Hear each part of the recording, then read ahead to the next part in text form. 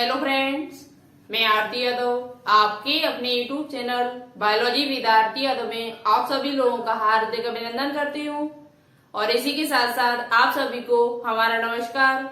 आज हम आपके लिए प्लांट किंगडम में एक न्यू टॉपिक लेकर आई हूँ जिसका नाम है अनावृत बीजी, जिसे इंग्लिश में कहा जाता है जिम्नोस्पर्म।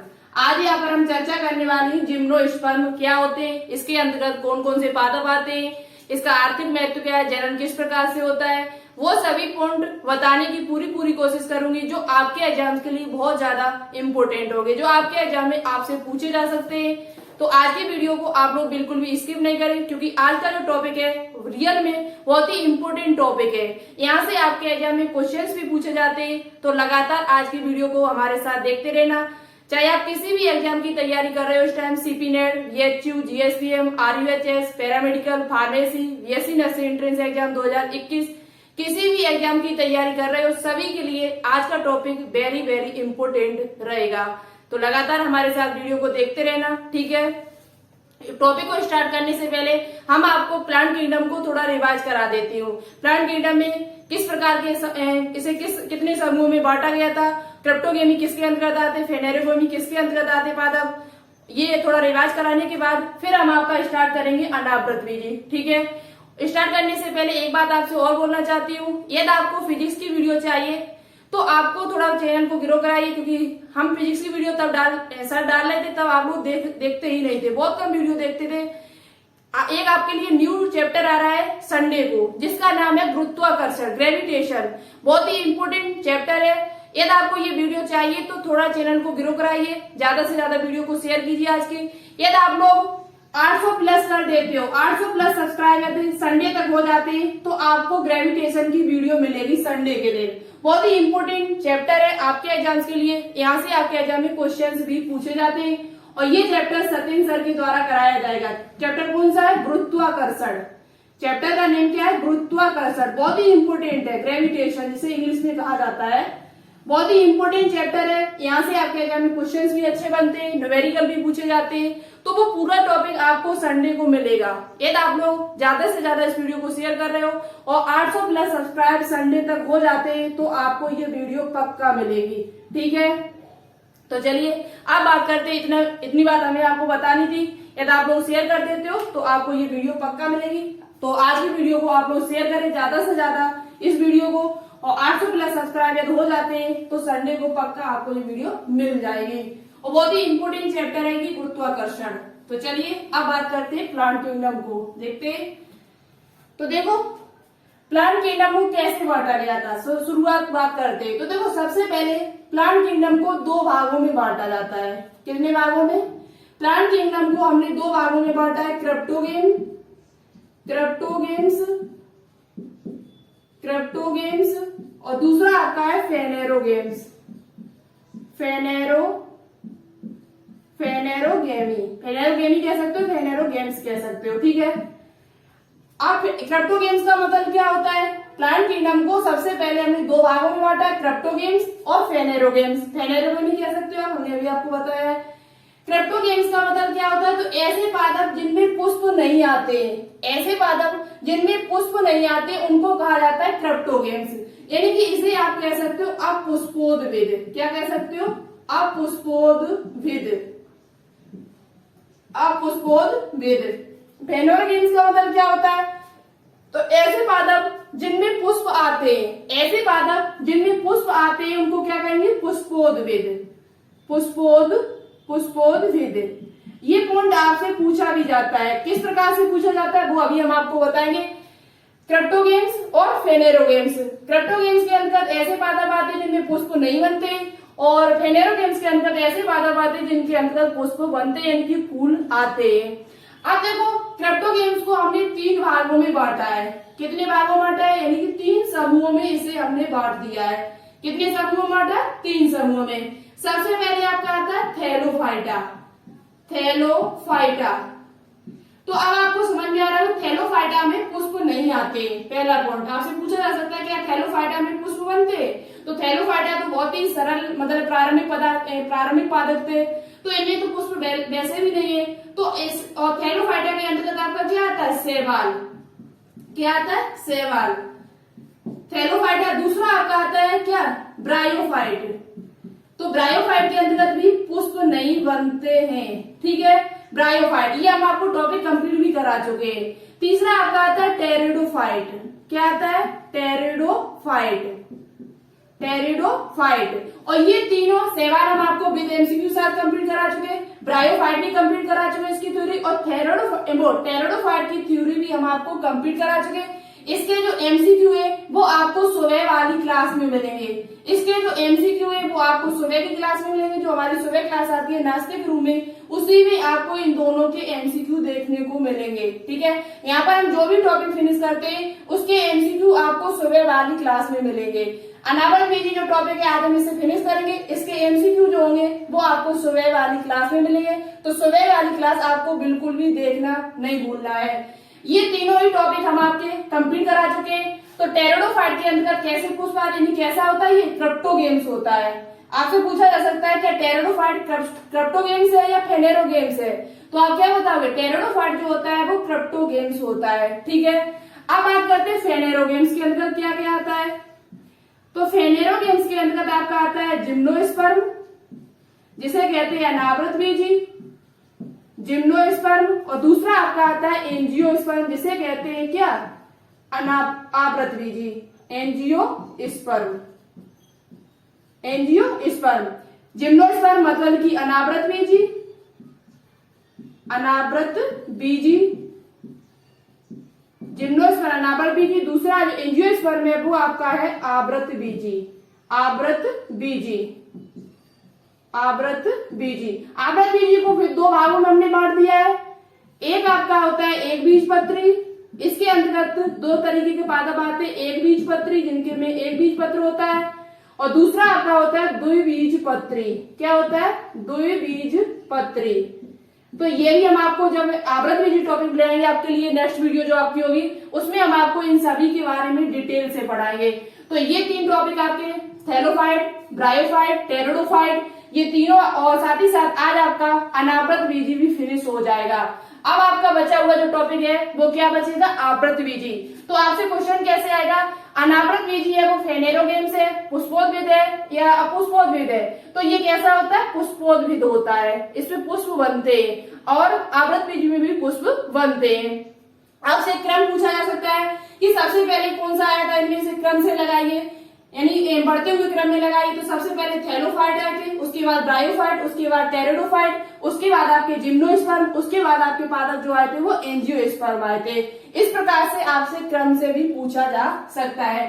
थैलोफाइट के अंदर सवाल आते हैं, सवाल में वर्गीकरण भी हमने आपको पढ़ाया हुआ है। ब्रायोफाइट के अंदर कैसे पादप आते हैं, टेरिडोफाइट के अंदर कैसे पादप आते हैं, ये सभी पॉइंट हम आपको पहले से बता चुकी हूँ। तो ये आपका था, सबसे पहले मैंने प्लांट किंगडम को दो भागों में बांटा है, क्रिप्टोगेम्स और फेनेरोगेम्स।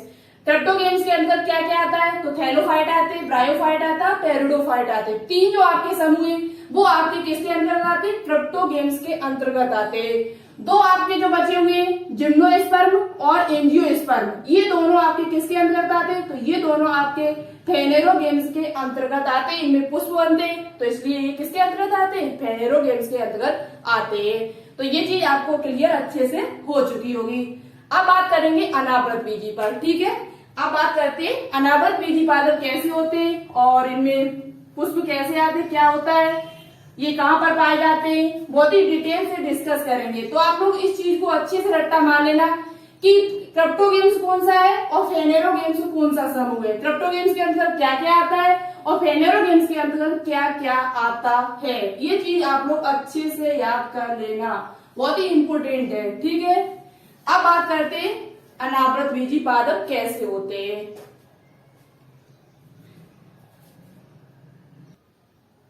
देखो अब बात करते हैं अनावृत बीजी। अनावृत बीजी पौधे कैसे होते हैं और इनको बहुत ही डिटेल से समझने की कोशिश करेंगे। अब देखो अनावृत बीजी को थोड़ा हम ऐसे ही आपको बता देते हैं। अनावृत बीजी, अनावृत बीजी का मतलब होता है अना, अनावृत का मतलब है कि नहीं, व्रत माने उसके मतलब खोल कोई, और बीज मतलब उसके बीज पर, यानी कि ऐसे पादप जिनके बीज पर कोई खोल न चढ़ा हो, ऐसे पादप का बीज जिसके ऊपर कोई खोल न चढ़ा हो, उसे क्या जाता है, अनावृत बीजी। क्या कहा जाता है, अनावृत बीजी। अब देखो अच्छे समझने की कोशिश करेंगे कैसे।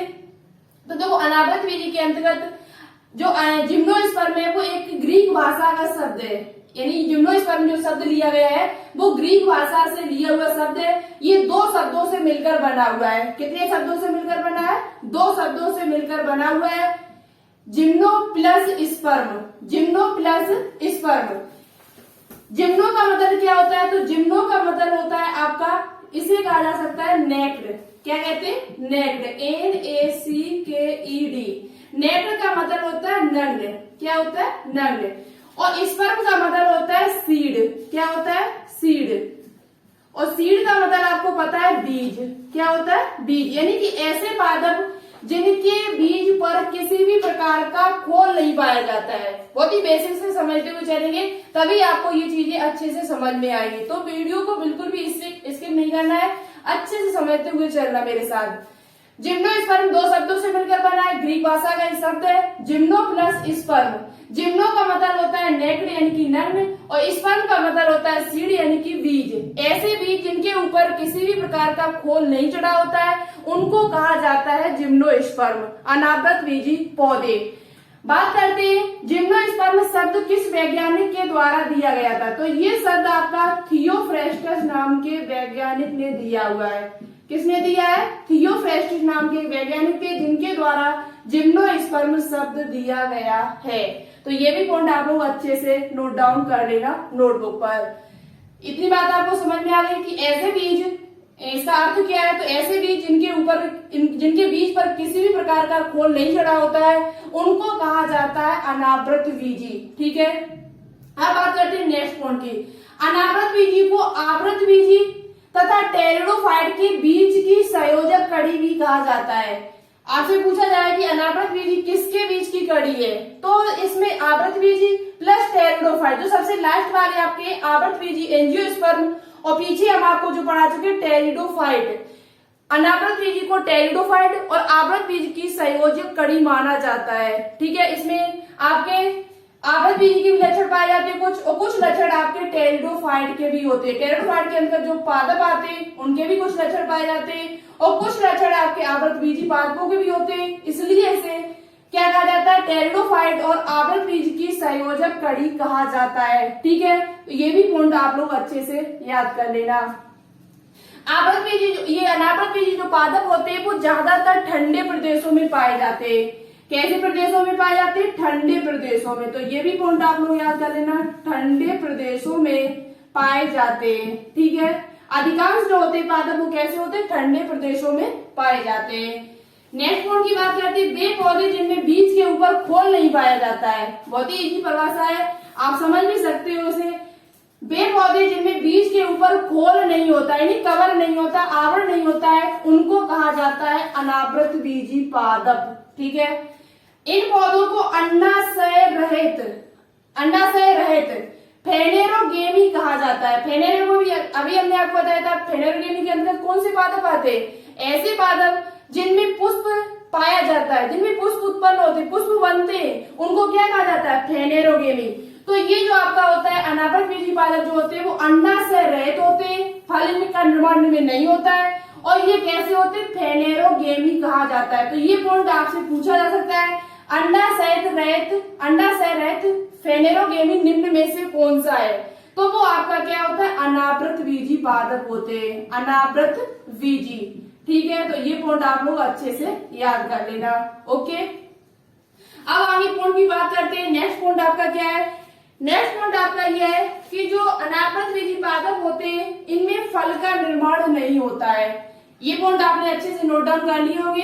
ठीक है, अनावृत बीजी जो पादप होते हैं उनमें फल का निर्माण नहीं होता है। जब फल अंडाशय नहीं है तो फल कैसे बनेगा? आपको पता है अंडाशय से ही फल का निर्माण होता है। अंडाशय से किसका निर्माण होता है? फल का निर्माण होता है। अंडाशय भित्ति से किसका निर्माण होता है? फल भित्ति का निर्माण होता है। बीजांड से क्या बनता है? बीज बनता है। तो जब अंडाशय ही नहीं है, उसमें अंडाशय रहित है, तो फल कैसे बनेगा? तो दूसरा पॉइंट आपका बन के तैयार होता है यहाँ पर कि इनमें फल का निर्माण नहीं होता है। इनमें फल का निर्माण नहीं होता है। इनमें फल का निर्माण नहीं होता है। क्यों नहीं होता है? क्योंकि इनमें अंडाशय नहीं है। अंडाशय से तो फल बनता है, तो इनमें फल का निर्माण नहीं होता है। ठीक है, ये पॉइंट आपके अच्छे से समझ में आ चुका होगा। अब बात करते हैं नेक्स्ट पॉइंट की।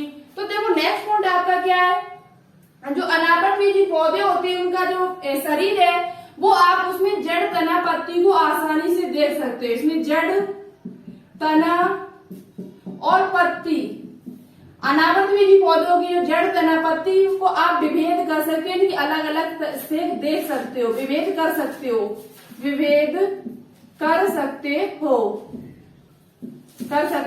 यानी कि इनकी जड़, तना, पत्ती को अलग अलग आप देख सकते हो। ठीक है, जड़, तना और पत्ती को अलग अलग करके देख सकते हो। आप इनकी चित्र को देखना चाहते हो तो आप अपनी बुक को उठा के देखना, एनसीईआरटी बुक में दिया हुआ है, बाकी की जो बुक है उनमें दिया हुआ है, तो आप इनके चित्र भी देख सकते हो। इनके अंतर्गत आपका पाइनस आता है, साइकस आता है। अभी हम आपको इनके बारे में बहुत ही अच्छे पॉइंट बताएंगे। ठीक है, साइकस का प्रयोग कहाँ किया जाता है, पाइनस का कहाँ प्रयोग किया जाता है, क्या लाभ है इससे हमें, वो सभी पॉइंट हम आपको बताने की कोशिश करेंगे जो आपके एग्जाम्स के लिए इम्पोर्टेंट है। तो चलिए बात करते हैं आगे। देखो अब आगे बात करते हैं, इनमें जड़ें जो पाई जाती है वो कौन सी जड़ें होती है। तो जड़ें जो होती है सामान्यतः जो जड़ें होती है वो आपकी मूसला जड़ें पाई जाती है। देखो वही पॉइंट हम आपको बता रहे हैं जो इम्पोर्टेंट है। यदि आपसे पूछा जाए कि अनावरणबीजी में सामान्यतः कौन सी जड़ें पाई जाती है, तो सामान्यतः इनमें मूसला जड़ें पाई जाती हैं। कौन सी जड़ें पाई जाती है? मूसला जड़ें। ठीक है, अब एक पॉइंट बहुत ही इंपॉर्टेंट है। पॉइंट क्या आपका है कि आपके इसके अंतर्गत पादप आते हैं। एक आता है हमारा साइकस। क्या पादप आता है? साइकस। और एक पादप जो प्रमुख पादप है, दूसरा आपका आता है पाइनस। क्या आता है? पाइनस। दो ऐसे पादप है, इनके संबंध में बहुत ही इंपॉर्टेंट पॉइंट है और ये आपके एग्जाम में पूछा भी गया, बीएचयू में पूछा हुआ क्वेश्चन है। यहाँ से बीएचयू बीएससी नर्सिंग का जो एग्जाम 2018 का हुआ था उसमें यहाँ पर पूछा हुआ क्वेश्चन है। क्वेश्चन क्या पूछा गया था अभी हम आपको यहाँ पर बताते हैं।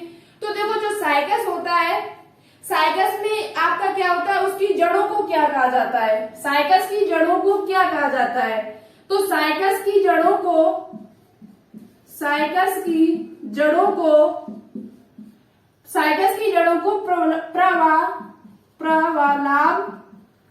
प्रवालाभ जड़ें कहा जाता है। प्रवालाभ जड़ें कहा जाता है। इंग्लिश में इसे कहा जाता है कोरेलॉइड। क्या कहा जाता है? कोरेलॉइड।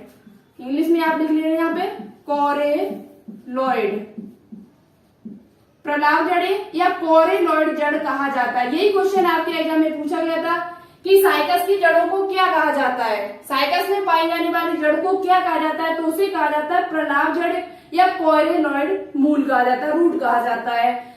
यहाँ से क्वेश्चन क्या बनता है आपका कि कुछ ऐसे पादप है, जैसे आपका साइकस हुआ, ये ऐसा पादप है जो सहजीवन, इसके साथ में इसकी जड़ों में साइनोबैक्टीरिया पाया जाता है। इसकी जड़ों में साइनोबैक्टीरिया कुछ है, जैसे कि नॉन स्टॉक एनाबिना नीलहरे शैवाल, साइनोबैक्टीरिया।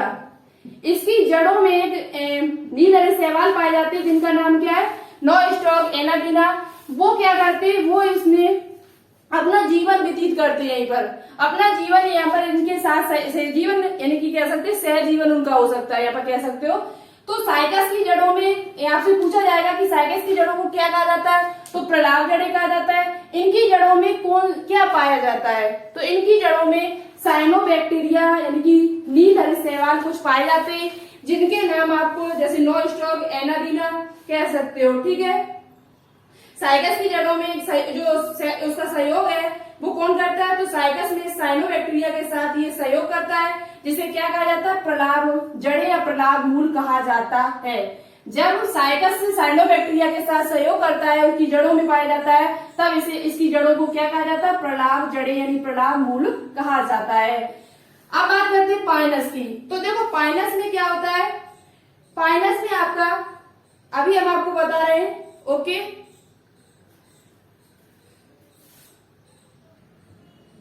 देखिए अब बात करते हैं पाइनस की।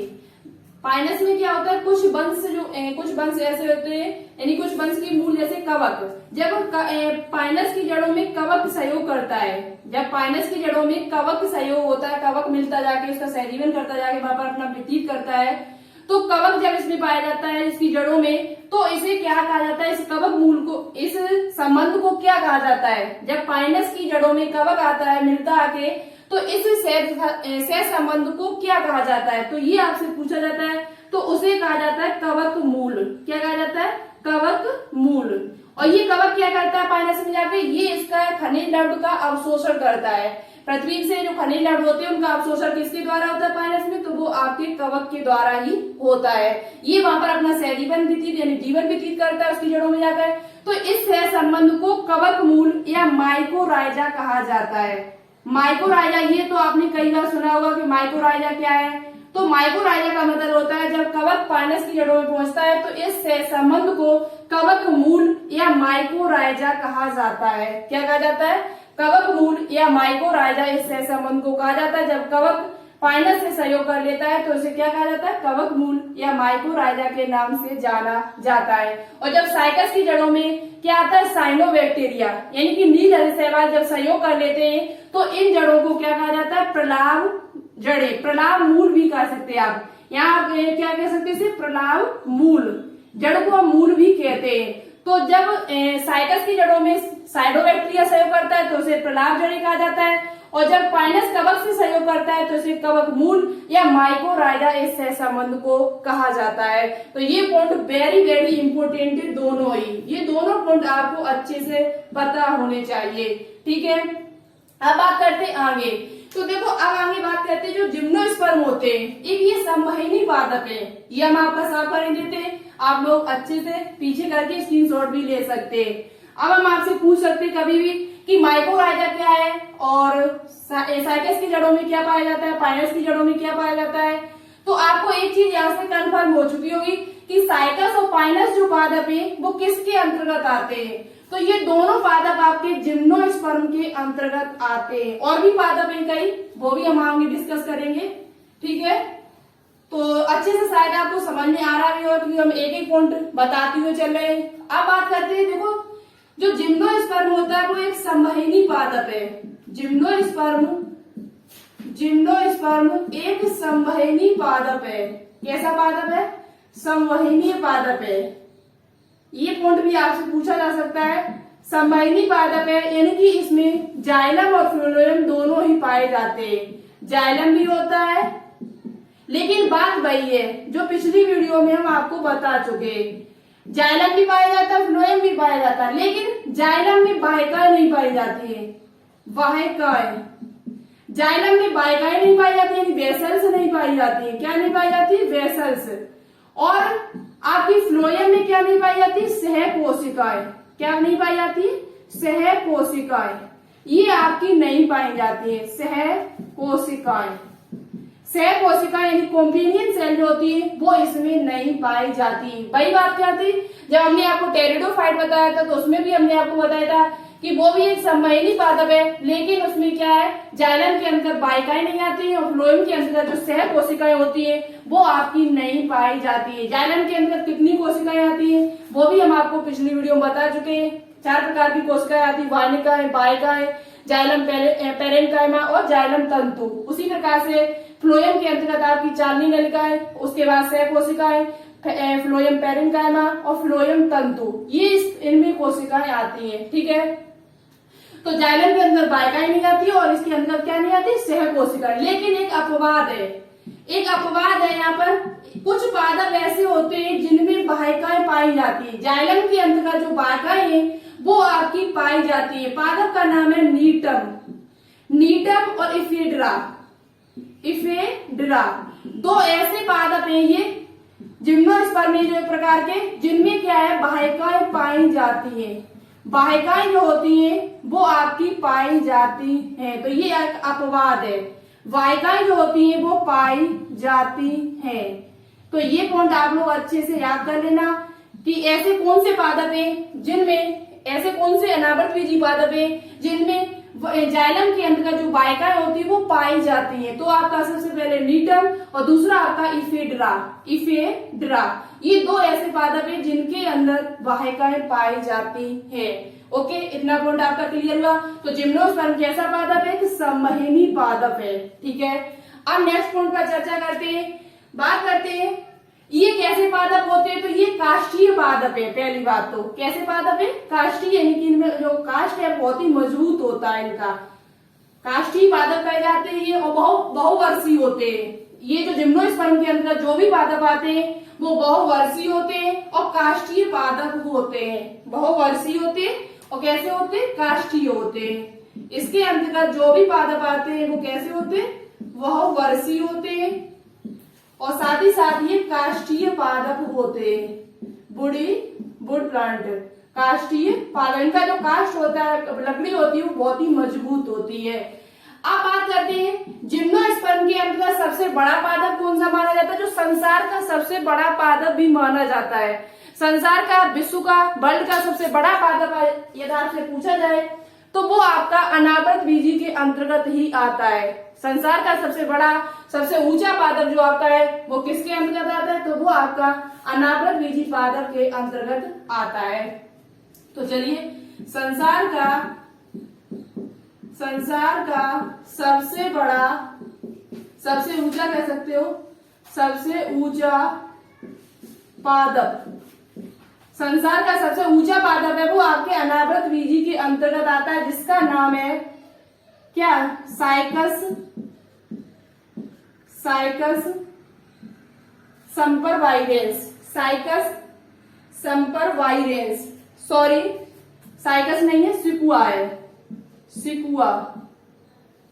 सिकुआ है, सिकोया जिसे कह सकते हैं, सिकुआ संपरवाइरेंस, ये इसका पूरा नाम है। लेकिन आपको सिर्फ इतना याद करना है, सिकुआ आप याद कर लेना। पूछा जाए आपसे कि संसार का सबसे ऊंचा पादप क्या है, तो संसार का सबसे ऊंचा पादप जो आपका है वो सिकुआ है, जिसे सिकुआ संपरवाइरेंस कहते हैं। इसकी जो ऊंचाई है वो लगभग 325 मीटर है। कितनी है? लगभग 325 या 26 मीटर ये आपका है। ऊंचाई जो इसकी है वो लगभग कितनी है? 326 मीटर।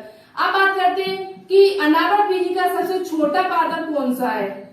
अनावृत बीजी का सबसे छोटा पादप जिसकी लंबाई 25 सेंटीमीटर है, जेमिया पिग्मिया। जेमिया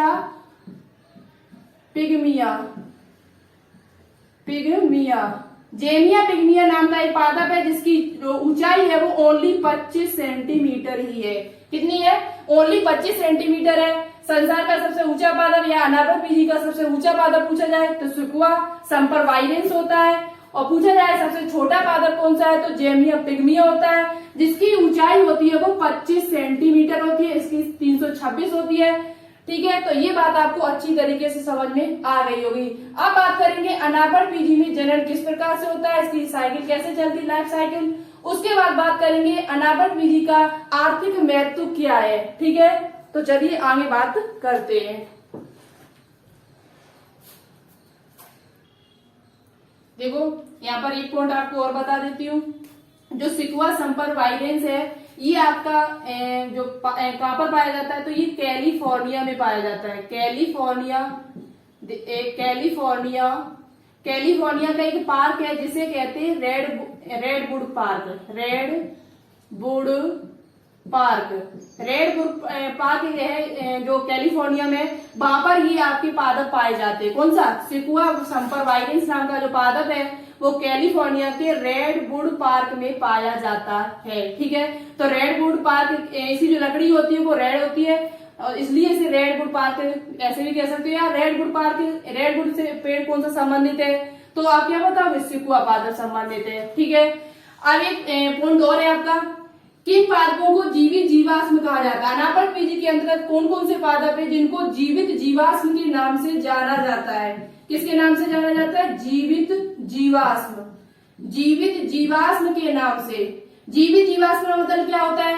तो देखो ऐसे पादप जो उनके साथ के जो पादप, यानी कुछ इनकी जो जातियां हैं वो खत्म हो चुकी है, उनके जीवाश्म नहीं मिले, लेकिन कुछ जातियां अभी भी ऐसी हैं जो जीवित है, इसलिए इनको क्या कहा जाता है? जीवित जीवाश्म भी कहा जाता है। इनके साथ भी कुछ ऐसी जातियां हैं जो खत्म हो चुकी, उनके जीवाश्म प्राप्त हुए हमें, और कुछ जातियां अभी भी ऐसी हैं जो अभी तक जीवित हैं, इसलिए इनको क्या कहा जाता है, जीवित जीवाश्म कहा जाता है। तो आपसे पूछा जा सकता है कि जीवित जीवाश्म कौन कौन से पादप हैं। जीवित जीवाश्म एनाबर्ट पीजी के अंदर ऐसे कौन कौन से पादप है जिनको जीवित जीवाश्म के नाम से जाना जाता है। तो सबसे पहले आपका आता है साइकस, साइकस है आपका एक गिंगो या जिंजो कह सकते हो उसे, गिंगो वाइलोवा है, गिंगो वाइलोवा, और दूसरा आपका तीसरा आपका है यही सिकुआ, ठीक है, सिकुआ, सिकुआ। ये तीनों पादपों को जीवित जीवाश्म कहा जाता है। क्या कहा जाता है, ये तीनों पादपों को जीवित जीवाश्म के नाम से जाना जाता है। बहुत ही इंपॉर्टेंट क्वेश्चन है, आपसे पूछा जा सकता है कि निम्न में से कौन सा जीवित जीवाश्म है, निम्न में से कौन सा पादप अनाबर्ट पीजी के अंतर्गत आता है जो जिसे जीवित जीवाश्म के नाम से जाना जाता है। तो वो आपका साइकस है, गिंगो वाइलोवा है और सिकुआ है। तो ये तीनों पॉइंट बहुत ही इंपॉर्टेंट है। जीवित जीवाश्म सबसे छोटा, संसार का सबसे ऊंचा, ये सभी पॉइंट आपके लिए बहुत ज्यादा इंपॉर्टेंट है। अब बात करेंगे इसके जनन पर, उसके बाद बात करेंगे आर्थिक महत्व पर, ठीक है। चलिए अब बात करते हैं, वेरी इंपॉर्टेंट ये आपका टॉपिक है आज का, लाइफ साइकिल ऑफ जिम्नोस्पर्म, यानी कि जिम्नोस्पर्म की लाइफ साइकिल कैसा, जीवन चक्र कैसा है, कैसे बीजाणु बनते, कैसे युग्मक बनते, बहुत ही इंपॉर्टेंट है। और हमने यहाँ पर लिख रखा है पहले से, आपको एक एक पॉइंट अच्छी तरीके से समझाते हुए चलेंगे, आप लोग बिल्कुल भी स्किप न करें इस टॉपिक को, क्योंकि बहुत ही इंपॉर्टेंट है। तो सबसे पहले बात करते हैं, जो जिम्नोस्पर्म होते हैं उनमें पीढ़ी एकांतरण पाया जाता है। जैसे हम पीछे आपको बताते हुए आ रहे हैं, ब्रायोफाइट में, टेरिडोफाइट में, सभी में क्या पाया जाता था, पीढ़ी एकांतरण होता था। यानी कि सबसे पहले बीजाणुविद, जैसे टेरिडोफाइट है वो बीजाणुविद पौधा था, उसका मुख्य जो पौधा था वो कैसा था, बीजाणुविद पौधा था। उसमें सबसे पहले बीजाणुविद, फिर युग्मोद्भिद हुआ, फिर बीजाणुविद, फिर युग्मोद्भिद हुआ। तो ये पीढ़ी एकांतरण हुआ है, ठीक है। उसी प्रकार से जिम्नोस्पर्म में भी होता है पीढ़ी एकांतरण। क्या होता है, पीढ़ी एकांतरण। एक पॉइंट आपका ये क्लियर हुआ कि क्या होता है, इसमें पीढ़ी एकांतरण होता है।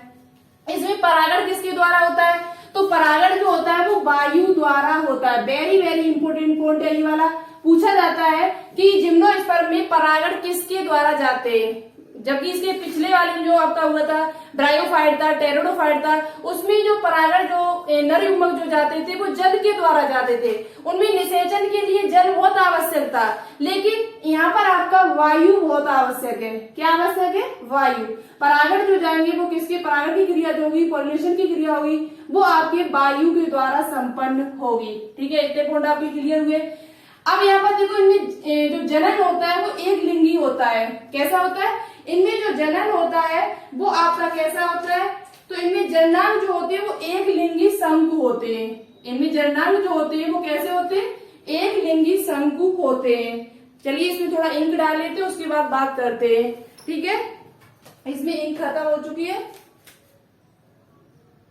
तो देखो, इसमें जो नर जननांग होता है वो किसके रूप में पाए जाते हैं, जो जिम्नोस्पर्म होता है उसमें जननांग जो होते हैं, जननांग जो आपके रिप्रोडक्टिव जो ऑर्गन्स होते हैं वो किसके रूप में होते हैं, तो वो आपके एक लिंगी शंकु के रूप में पाए जाते हैं। एक लिंगी शंकु, शंकु को इंग्लिश में कोन कहा जाता है। क्या कहा जाता है, लगभग इस प्रकार से होता है आपका, ये तो त्रिभुज हो गया। शंकु जो होते हैं वो आपके इस प्रकार से पादप होते हैं, ऐसे, ठीक है, इस प्रकार से कुछ होता है। तो एक लिंगी शंकु जिसे इंग्लिश में कोन कहते हैं, क्या कहते हैं, कोन, या कह सकते हैं इसको स्ट्राबेलस।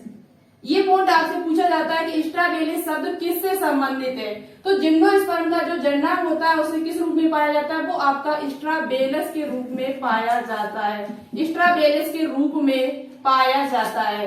तो आप याद कर लें, जननांग जो होते हैं इनका रिप्रोडक्टिव जो ऑर्गन होते हैं वो एक लिंगी शंकु यानी कोन या स्ट्राबेलस के रूप में पाए जाते हैं, स्ट्राबेलस के रूप में पाए जाते हैं। तो ये पॉइंट आपके लिए बहुत ज्यादा इंपॉर्टेंट है। अब आपको क्या याद करना है यहाँ पे, अब याद करना है कि जो यदि सूक्ष्म शब्द आ जाए, सूक्ष्म या लघु शब्द आ जाए तो वो नर से संबंधित है।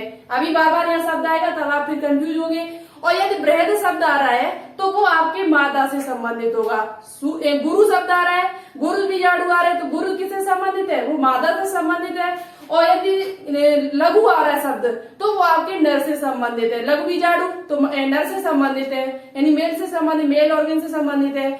और यदि गुरु आ रहा है शब्द तो वो आपके मादा से। तो एक तरफ हमने आपका लघु लिखा है, एक तरफ मादा है, ये आपका इधर का जो चक्र है वो किसका है, मेल का है, किसका, मेल। और इधर वाला जो चक्र है वो आपका फीमेल का है। ठीक है, किस प्रकार से बीजाणु बनते हैं, किस प्रकार से युग्मक बनते हैं, बहुत ही अच्छी तरीके से यहाँ पर समझते हुए चलेंगे। तो देखो सबसे पहले इसमें क्या होगा, बीजाणुविद होगा। क्या होगा, बीजाणुविद।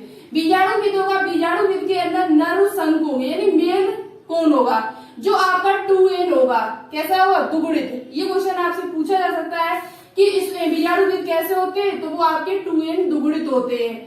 फिर नर संघ होंगे, नर संघ क्या होंगे, वो नर संघ जो होते हैं वो सूक्ष्म बीज पर्णों से मिलकर बने हुए होते हैं।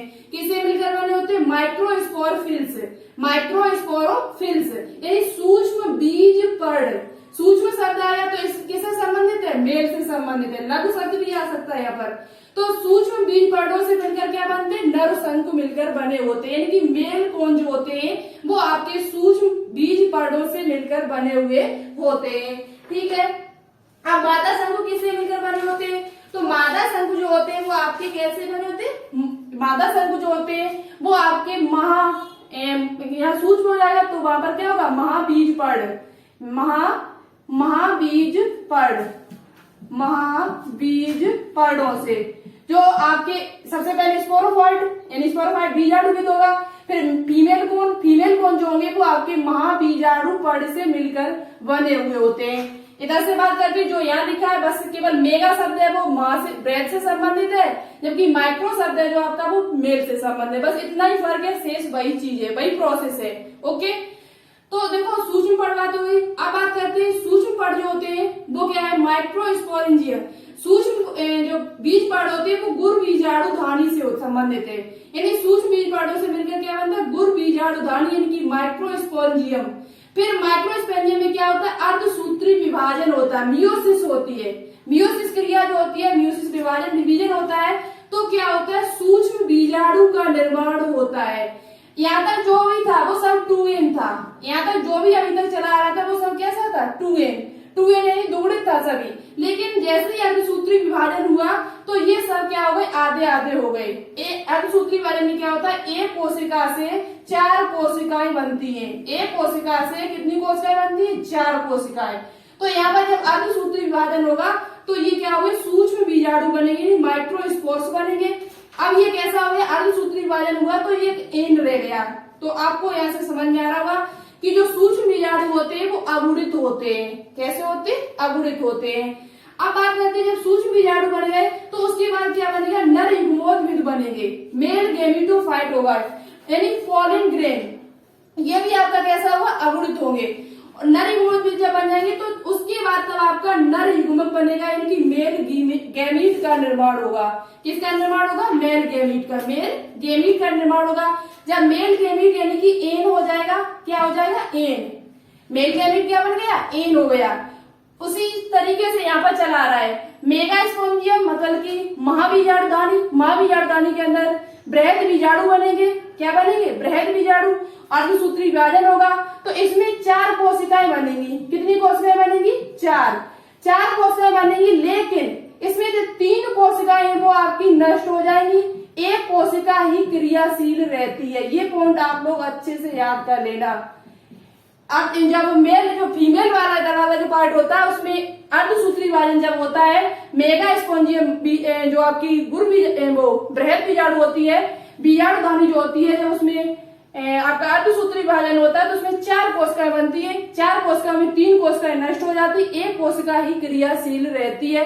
इस पॉइंट को भी आप लोग याद रखें। ठीक है, जब मेगा स्पोंज फिर बृहद बीजाणु बनेंगे। क्या बनेंगे, बृहद बीजाणु बनेंगे। बृहद बीजाणु से फिर फीमेल गैमेटोफाइट होगा, यानी कि मादा युग्मोद्भिद होगा। और मादा युग्मोद्भिद से आपके फिर क्या बनेंगे, मादा युग्मक का निर्माण होगा, जिसे हम कहते हैं एग। तो ये सब आपके क्या है, अगुणित हैं। ये सब कैसे हैं, आपके अगुणित हैं। ठीक है, तो इसे आप लोग अच्छे से याद कर लें। तो एक बीजाणु भेद की क्रिया से इस प्रकार से आपका बीजाणुदानी, माँ बीजाणुपर्ण, फिर उसमें बीजाणुदानी बनी, फिर उसके बाद आपके फीमेल गैमेटोफाइट हुआ, फिर उसके बाद फीमेल गैमीट यानी कि मादा युग्मक बने, और मादा युग्मक बनने के बाद क्या होगा, फिर ये आ गई, ये एन और ये एन जब इनमें आपस में निषेचन होगा, क्या होगा, आपस में जब निषेचन होगा, वायु के माध्यम से परागण आपस में मिलेंगे, नर युग्मक होगा वो मादा युग्मक से मिलेगा जाके। आपको पता है नर युग्मक जो होते हैं वो गतिशील होते हैं, जबकि मादा युग्मक गतिशील नहीं होते।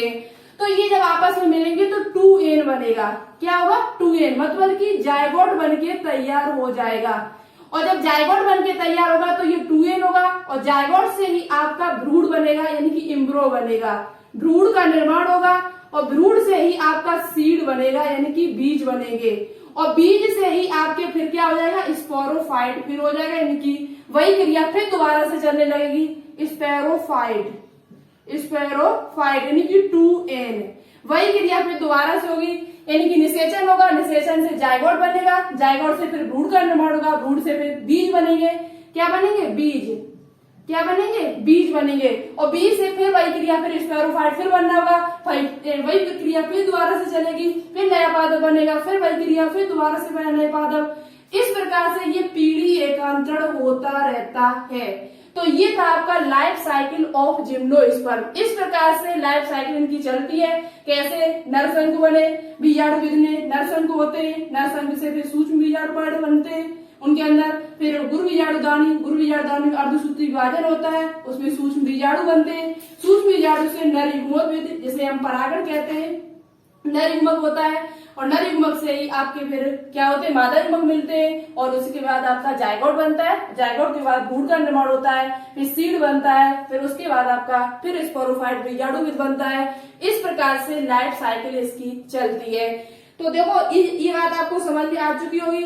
अब इसमें कुछ इंपोर्टेंट पॉइंट है, जैसे अनावर्तबीजी पौधा कैसा होता है, तो अनावर्तबीजी जो पौधा होता है वो विषम बीजाणुक होता है, ये पॉइंट भी आप लोग याद कर लें, बीजाणुक।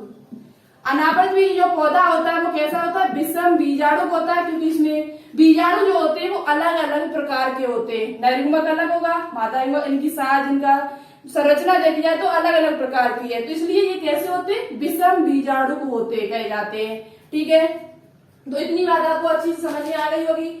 सभी अनावर्तबीजी पौधे में एक पराग नली भी बनती है, जो अनावर्तबीजी पौधे होते हैं उनमें पराग नली का भी निर्माण होता है, ये पॉइंट भी आप लोग याद कर लें। जो अनावर्तबीजी पौधे होते हैं उनमें पराग नली जो पॉलन ट्यूब होती है उसका निर्माण भी हो जाता है, पराग नली के माध्यम से ही ये क्या जाते हैं, अंदर आपके कहा जाते हैं अंडाशय के अंदर, यानी कि जो मादा युग्मक में जब मिलने के लिए जाते हैं तो ये पराग नली के माध्यम से ही जाते हैं। ठीक है, और परागण किसके माध्यम से होता है, तो परागण आपका जो होता है वो वायु के द्वारा होता है, ये भी बात आपको पता चल गई।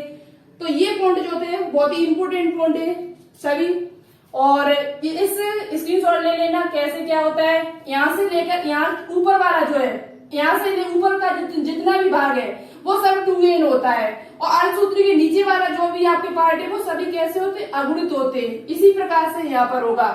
ठीक है, तो इतने पॉइंट आपको अच्छे से समझ में आ चुके होंगे। अब बात करेंगे कि जिम्नोस्पर्म के आर्थिक महत्व क्या है। ठीक है,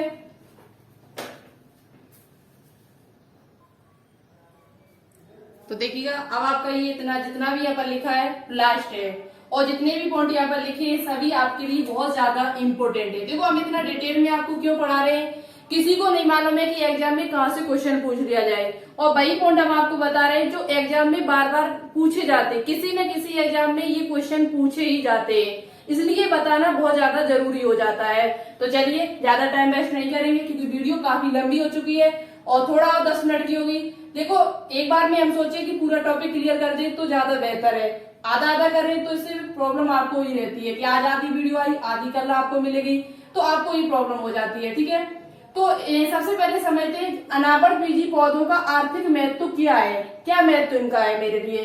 तो देखो अनावर्तबीजी पौधे जो होते हैं वो सजावट के काम आते हैं, भोज्य पदार्थ के भी खाने के भी काम आते हैं कुछ, और कुछ आपके होते हैं वो बुखार यानी कि रोगों के निदान में भी काम, रोगों के उपचार करने में भी काम आते हैं। तो सबसे पहले बात करते हैं सजावट के लिए कौन से प्रयोग किए जाते हैं। सजावट के में जो प्रयोग आने वाले हैं वो आपका साइकस है, जो बहुत ही इंपोर्टेंट उदाहरण है अनावृतबीजी का, पाइनस है, गिंगो है, थूजा है और क्रिप्टोमेरिया। ये चारों पांच जितने भी नाम लिखे हुए हैं सभी का प्रयोग सजावट के लिए किया जाता है, फर्नीचर बनाने में किया जाता है, लकड़ी को बहुत ही अच्छी डिजाइन की जाती है, सजावट की जाती है इनसे पादपों से। तो सजावट के लिए कौन से पादप उपयोग किए जाते हैं? तो साइकस हुआ, पाइनस हुआ, गिंगो हुआ, थूजा हुआ और क्रिप्टोमेरिया हुआ। ये सभी पादपों का प्रयोग सजावट के लिए किया जाता है। तो ये क्या है? आर्थिक महत्व हमारे लिए। भोज्य पदार्थ के लिए कौन से प्रयोग किए जाते हैं? तो वो आपका है साइकस। साइकस से पदार्थ प्राप्त किया जाता है सागो। क्या पदार्थ प्राप्त किया जाता है? सागो नाम का एक पदार्थ प्राप्त किया जाता है, जिससे क्या प्राप्त किया जाता है? साबूदाना, जो हम खाने को उपयोग करते हैं। आप सभी लोग इसके बारे में जानते भी होंगे, साबूदाना के बारे में। तो साइकस से ही साबूदाना प्राप्त किया जाता है। साइकस में एक पदार्थ निकलता है सागो, सागो से ही क्या प्राप्त किया जाता है?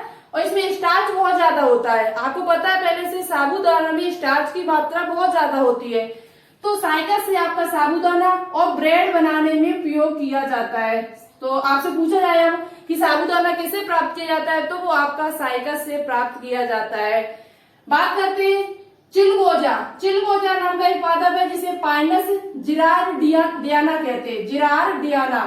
चिलगोजा के भी जो बीज होते हैं उनके जो भ्रूणपोष है एंडोस्पर्म, भ्रूण खाने के काम आते हैं। चिलगोजा के जो बीज होते हैं, चिलगोजा नाम का एक पादप है जो आपका अनावृतबीजी पादप है, उसके बीज का प्रयोग खाने में किया जाता है। बीज का प्रयोग कहाँ किया जाता है? खाने में किया जाता है, भ्रूणपोष, और उसका भ्रूण खाया जाता है। चिलगोजा के बीज का भ्रूणपोष और भ्रूण जो होता है वो खाने के उपयोग में आता है, जिसका नाम है पाइनस।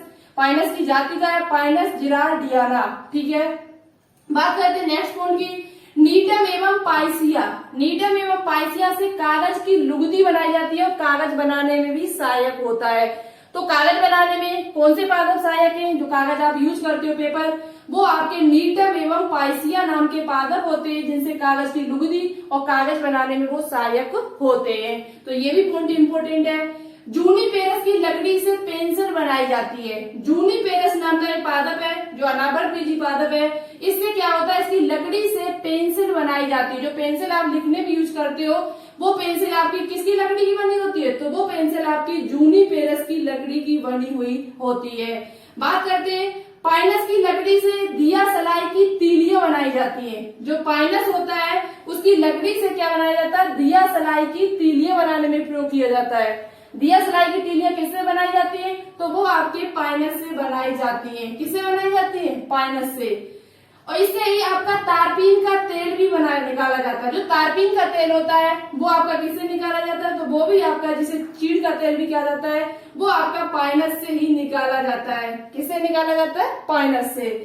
इफेड्रा, कुछ पादप ऐसे हैं जो औषधि के काम आते हैं, रोगों को उपचार में काम आते हैं। इफेड्रा नाम का एक पादप जिससे इफेड्रीन, वेरी वेरी इंपोर्टेंट पॉइंट है, ये बहुत ही इंपोर्टेंट पॉइंट है, पूछा भी गया एग्जाम में कि इफेड्रा नामक एक ऐसा कौन सा पादप है जिससे इफेड्रीन नामक औषधि प्राप्त की जाती है, जो खांसी और जुकाम के उपचार में प्रयोग की जाती है।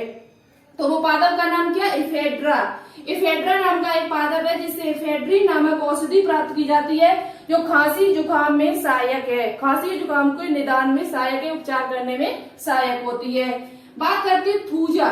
थूजा नाम का एक पादप है जिसकी पत्तियों को उबालकर बुखार एवं खांसी और गठिया रोग के निदान में प्रयोग की जाती है। उसका थूजा नाम की औषधि पादप है, औषधि है जो बुखार, खांसी और गठिया रोग के निदान में सहायक होती है। बहुत ही इंपोर्टेंट पॉइंट है ये भी। और साइकस से आपका क्या किया जाता है? साइकस जो होता है उसकी विभिन्न जातियों की पत्तियों से झाड़ू बनाए जाते हैं। क्या बनाए जाते हैं? झाड़ू बनाने में काम आता है और टोकरी बनाने में काम आता है। जो साइकस होता है, आपका साइकस का पेड़ आपने न देखा हो तो गूगल पे एक बार सर्च कर लेना। ठीक है, इससे झाड़ू बनाए जाते हैं। क्या बनाया जाता है? झाड़ू। और इसकी पत्तियों से, साइकस की पत्तियों से झाड़ू, और आपका क्या बनाया जाता है? टोकरी बनाने के काम आता है। टोकरी बनाने के ये काम आता है। साइकस जो होता है वो सदाबहार पौधा है। कैसा पौधा है? सदाबहार पौधा माना जाता है, एवरग्रीन पादप माना जाता है। जो साइकस होता है वो आपका एक सदाबहार पौधा है। सदाबहार, एवरग्रीन कहा जाता है इंग्लिश में। सदाबहार पौधा है, जिसे इंग्लिश में कहा जाता है एवरग्रीन, एवरग्रीन, ठीक है, सदाबहार पौधा है ये। ओके, तो ये पॉइंट जितने भी इंपोर्टेंट है, एक पॉइंट आपका और इम्पोर्टेंट है, ये साइकस जो होता है वो एक लिंगाश्रायी होता है, यानी कि इसका जो नर युग्मक और मादा युग्मक होते हैं वो अलग अलग होते हैं, जबकि पाइनस जो होता है वो उभय लिंगाश्रायी होता है। पाइनस जो होता है वो उभय लिंगाश्रायी होता है। आप याद कैसे करोगे? तो देखो साइकस, साई शब्द आ रहा है, साई कहते हैं सबका मालिक एक, सबका मालिक एक, तो इसका मतलब हुआ साइकस जो होता है वो एक लिंगाश्रायी होता है, जबकि पाइनस जो होता है वो उभय लिंगाश्रायी होता है, मतलब कि इसका नर और मादा है वो एक ही में पाए जाते हैं। ठीक है, पाइनस जो होता है वो उभय लिंगाश्रायी होता है, जबकि साइकस जो होता है वो एक लिंगाश्रायी। आप याद कैसे करोगे? तो साई शब्द आ रहा है, साई बाबा कहते हैं कि सबका मालिक एक, तो यानी कि इसका जो होता है वो कैसा होता है? एक लिंगाश्रायी होता है। तो ये आज का टॉपिक हमारा पूरा फिनिश हुआ। इससे संबंधित जो भी एमसीक्यू होंगे जो यहाँ पर हमने आपको बताए हुए, या कोई अलग से एमसीक्यू हमको मिल रहा है, तो वो आपको सभी एमसीक्यू सुबह वाली वीडियो में मिलेंगे। जो हमारी सुबह वीडियो आती है एमसीक्यू की, सुबह की जो वीडियो आती है एमसीक्यू सुबह के नाश्ते के रूम में, उसी में आपको इसके सभी जो भी इम्पोर्टेंट एमसीक्यू होंगे वो सभी एमसीक्यू आपको सुबह की क्लास में मिलेंगे। तो आज की क्लास आपको कैसी लगी? क्लास बड़ी थी लेकिन बहुत ही इम्पोर्टेंट थी आपके लिए। क्लास कैसी लगी कमेंट बॉक्स में कमेंट करके जरूर बताएं। ज्यादा से ज्यादा अपने दोस्तों के साथ शेयर करें। यदि आपको फिजिक्स की वीडियो संडे को चाहिए तो आप लोगों से जो मैंने गुजारिश की है उसे पूरा कीजिए। यदि आप लोग पूरा करते थे तो आपको संडे को क्लास मिलेगी अवश्य। जो कहते हैं वो करते हैं, ठीक है। तो आप लोग शेयर करना आज की वीडियो को। लाइक ना किया हो तो एक बार लाइक कर देना वीडियो को, क्योंकि आपके लिए मेहनत है, बहुत ही मेहनत पड़ती है। कितनी गर्मी है आप देख रहे हो, पसीना चू रहा है पर। तो चलिए आज के लिए इतना ही रखते हैं। ओके, थैंक्स, जय हिंद, जय भारत।